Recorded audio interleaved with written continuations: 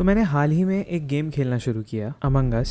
जिन लोगों को नहीं पता है, ये एक मल्टीप्लेयर ऑनलाइन गेम है जिसे दुनिया के किसी भी कोने से 10 लोग या जितने चाहे उतने एक साथ खेल सकते हैं। मैं किसी भी तरीके से अपने आप को एक प्रॉपर गेमर नहीं मानता हूँ, पर मुझे लगता है मैंने अपने हिस्से के काफ़ी गेम खेल रखे हैं अपनी अभी तक की ज़िंदगी में। मुझे इस गेम में इंटरेस्ट आया इसके पीछे जो आइडिया है उसकी वजह से, जो बहुत ही सरल होने के बावजूद बहुत ही दिलचस्प है। और मुझे इस बात का यकीन है कि जब मैं आपको इसके बारे में बताऊंगा तो आपको भी इंटरेस्टिंग लगेगा। तो एपिसोड को अंत तक ज़रूर सुनिएगा। नमस्कार, मेरा नाम है पार्थ और आप सुन रहे हैं ध्वनि।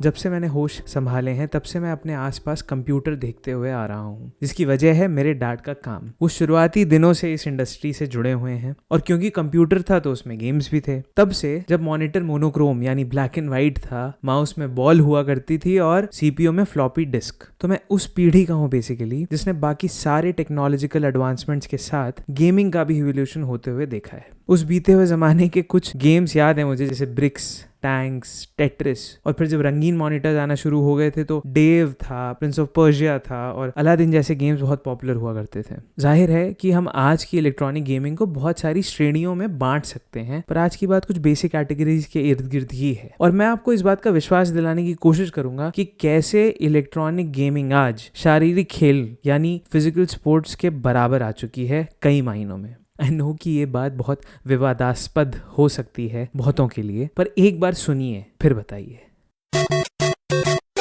तो मेरे पास वीडियो गेमिंग कंसोल नहीं था कभी भी, पर मेरे कज़न भाई बहनों के पास था निंटेंडो। अभी भी है शायद। गर्मी की छुट्टियों में मैं नानी के घर 10-15 दिनों के लिए जाता था और बाकी सारी धमा चौकड़ी के साथ वीडियो गेम रोज खेलते थे हम लोग। Mario, Iceman, Contra, Tom and Jerry, Ninja turtles के साथ सबसे करामाती गेम था डक हंट, जिसको आज तक हम समझ नहीं पाए हैं कि टीवी से कैसे गन का एम लग जाया करता था। इसी के साथ थोड़ी बहुत मल्टीप्लेयर गेमिंग होती थी कंप्यूटर पे भी। मुझे मॉर्टल कॉम्बैट 4 याद है बहुत डिस्टिंक्टली, पर मैंने 1-2 साल बड़ी शिद्दत से जो कॉम्बैट गेम बहुत खेला है वो है टेकन 3। मैं और मेरा एक स्कूल फ्रेंड कोचिंग के बाद एक काफी 3rd ग्रेड क्वालिटी के गेमिंग कंसोल पे घंटों टेकन 3 खेलते थे और बहुत मजा आता था। Game over. कुछ और भी कंप्यूटर गेम्स हैं जो मुझे याद हैं और जिनका मैं बहुत बड़ा फैन हुआ करता था उस समय में, जैसे रोड रैश, हेलो, स्पाइडरमैन और GTA वाइस सिटी को कैसे भूल सकता हूँ मैं। एक अटारी का गेम था सिंदबाद करके, लेजेंड ऑफ द 7 सीज, जो मैंने काफी खेला था उस समय। और सोचिए इस गेम की सीडी मेरे एक दोस्त की बुआ यूएस से लेके आई थी उस समय, तब मुझे वो गेम खेलने का मौका मिला। पर फिर कॉलेज में हुआ राब्ता लैन गेमिंग से, counter strike, need for speed और अनरियल टूर्नामेंट जैसे गेम्स के साथ। लैन गेमिंग मल्टीप्लेयर गेमिंग का एक नया रूप था बिल्कुल। ग्राफिक्स अगर खराब भी हों, पर जब एक ह्यूमन एलिमेंट जुड़ जाता है तो गेमिंग एक्सपीरियंस और ज्यादा दिलचस्प और एक्साइटिंग हो जाता है, मुझे लगता है।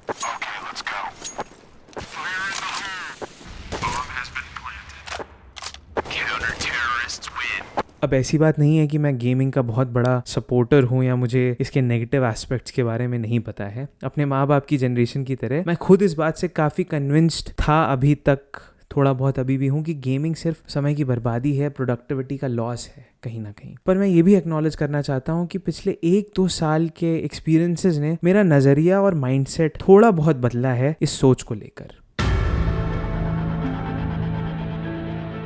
तो ग्रेजुएशन के बाद जब मैंने काम करना शुरू कर दिया तो एक बहुत लंबे समय तक कोई गेमिंग नहीं करी। और फिर 2018 की गर्मियों की बात है, जब मैं बहुत सालों बाद अपने एक स्कूल के दोस्त से मिलने गया उसके घर। मैं 3 से 4 घंटे उसके घर पर था और पूरे वक्त वो और उसके फ्लैटमेट्स बस एक गेम खेलते रहे मेरे सामने और कुछ नहीं किया हमने। उस गेम का नाम था पबजी और मुझे बहुत गुस्सा आया। आज भी आता है जब मैं सोचता हूँ उस बात को कि मैं करने गया क्या था उस घर पे। पर उस वक्त मुझे बस ये समझना था कि इस गेम में ऐसा है क्या जो इतनी शिद्दत से हर कोई चिपका हुआ है अपनी आंखें गड़ा के इस गेम में। और कुछ महीनों के बाद मैंने खुद पबजी खेलना शुरू कर दिया अपने कॉलेज के सीनियर्स के साथ, और बाकियों की तरह मैं खुद भी हुक हो गया इस गेम में। अब हम इसके नेगेटिव्स के बारे में बहुत सारी बातें कर सकते हैं, पर उसको आज इस संवाद से छोड़ देते हैं। मैं बताता हूँ आपको कि मुझे अच्छा और इंटरेस्टिंग क्या लगा। एक तो इंटरफेस और ओवरऑल गेम डिजाइन जो है इस गेम का, वो ऐसे बनाया गया है कि मोबाइल पे भी खेलने के बाद आपको उतना ही मजा आएगा शायद जितना कंप्यूटर या कंसोल पे खेलने पर है।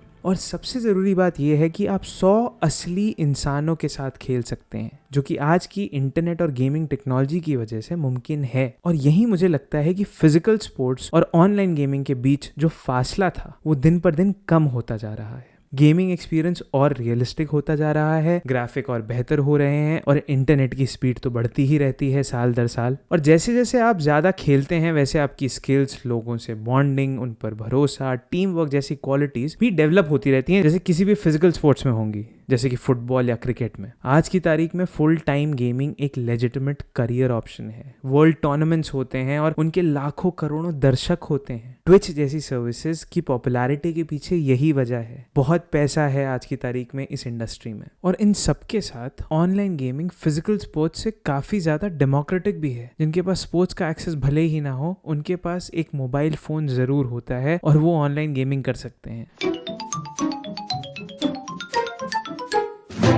अब जैसे मुझे चेस में बहुत इंटरेस्ट है काफ़ी समय से, नेटफ्लिक्स पे क्वींस गैम्बिट आने के बहुत पहले से एक पॉडकास्ट शो सुनता हूँ मैं जिसका नाम है सीन अनसीन, जो कि अमित वर्मा होस्ट करते हैं। हाल ही के एक एपिसोड में वर्मा जी ने एक बहुत सही बात का उल्लेख किया कि आज की तारीख में 80% करंट चेस प्लेयर्स जो हैं दुनिया में वो अडोलेसेंट्स हैं, 18 साल की उम्र से नीचे के बच्चे हैं जो सालों से प्रैक्टिस कर रहे हैं चेस की। कहाँ? ऑनलाइन, chess.com पे। ये है पावर टेक्नोलॉजी की। और आप सोच के देखिए कि चेस जैसे गेम में क्या फर्क पड़ता है एक फिजिकल बोर्ड से एक ऑनलाइन बोर्ड पे जाने पर। इनफैक्ट मेरे को लगता है कि टेक्नोलॉजी का चेस के साथ जुड़ना बहुत ही पॉजिटिव चीज है। आप बहुत कुछ सीख सकते हैं कंप्यूटर से खेल के, दुनिया भर के लोगों के साथ खेल के, जो शायद आप फिजिकली ना सीख पाए। मोबाइल गेमिंग में होती हुई लगातार तरक्की के चलते आज दुनिया में किसी भी इंसान के साथ खेलना और जुड़ना बहुत ही आसान है। और एक दूसरे के साथ वायरस एक्सचेंज करने के अलावा ग्लोबलाइजेशन का जो मेजर इथॉस है, जो कि है कल्चरल एक्सचेंज, एक दूसरे की संस्कृति को समझना, तौर तरीकों को समझना, इंसानियत को समझना, वो ऑनलाइन गेमिंग के द्वारा कर सकते हैं आप आज, वो भी अपने घर में बैठे हुए। और सोच के ऐसा लगता है कि इंटरनेट पे सिर्फ जहर भरा हुआ है, बुलीज, ट्रोल्स और मीन लोग सिर्फ आपको परेशान करेंगे। पर इन गेमिंग सर्कल्स में जो लोग हैं वो बहुत प्यारे हैं, क्योंकि मे बी एक कॉमन ऑब्जेक्टिव होता है सबके पास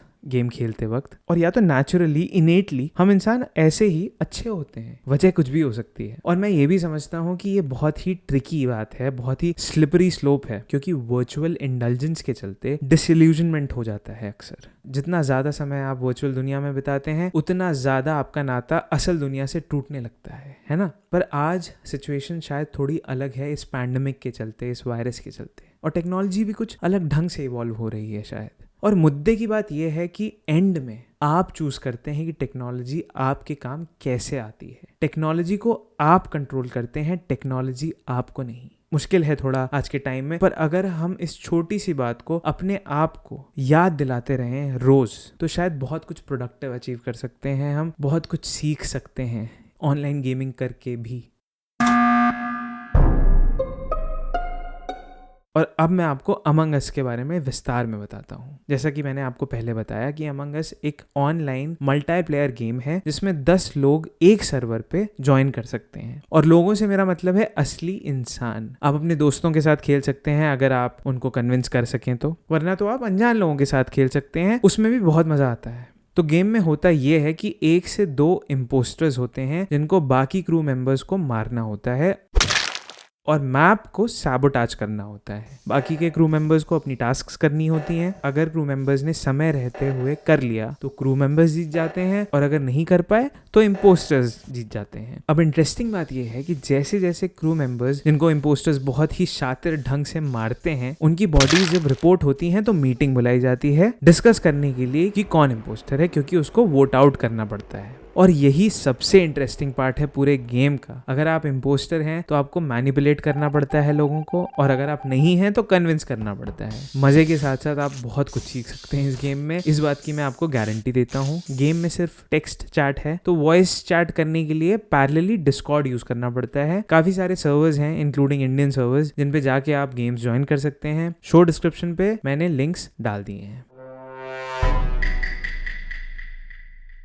अगर आपको भी ऐसे ही किसी ऑनलाइन गेम में इंटरेस्ट हो और आपको लगता हो कि बहुत लोगों को उसके बारे में नहीं पता है तो मुझे ज़रूर बताइए। आप मुझे लिख सकते हैं info@dhwani.co.in पर, लॉग ऑन कर सकते हैं dhwani.co.in/podcast पे, फेसबुक पे वॉइस नोट्स भेज सकते हैं और इंस्टाग्राम पे DM भी कर सकते हैं। सारी डिटेल्स आपको शो डिस्क्रिप्शन में मिल जाएंगी। शो को लिखा, होस्ट और प्रोड्यूस किया है मैंने। मेरा नाम है पार्थ चौहान। शो का थीम म्यूजिक बनाया है क्यूटिपाई हनी बंच ने और ध्वनि का लोगो डिजाइन किया है सौम्या गर्ग ने। आप श्रोताओं का अभी तक साथ निभाने के लिए बहुत बहुत शुक्रिया। ऐसे ही सहयोग बना के रखिए। अपना प्रोत्साहन और सहयोग बनाए रखने के लिए प्लीज जाके सपोर्ट करिए शो को, सब्सक्राइब करके, लाइक करके और लोगों के साथ शेयर करके। ध्वनि पॉडकास्ट हर पॉडकास्टिंग प्लेटफॉर्म पे अवेलेबल है, जैसे Spotify, Google podcast, Apple podcast, Jio Saavn, Apple music और कहीं भी जहां पॉडकास्ट सुने जा सकते हो। तो अगली बार तक के लिए अपना ध्यान रखिए, थोड़ी बहुत गेमिंग करके देखिए, मज़ा आएगा। और मिलते हैं अगली बार अगले एपिसोड में। तब तक के लिए अलविदा, शुक्रिया, धन्यवाद, जय हिंद।